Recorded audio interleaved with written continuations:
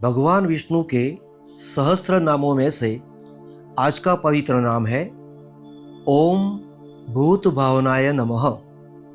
भगवान विष्णु के इस नाम का अर्थ है जो सर्व जीवों का सर्जनहार है और उनके अस्तित्व का कारण है, वो भगवान विष्णु को प्रणाम।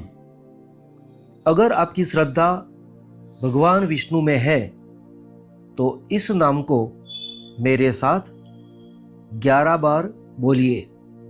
ये भगवान का नाम है, कल्याण ही करेगा। तो चलो शुरू करें।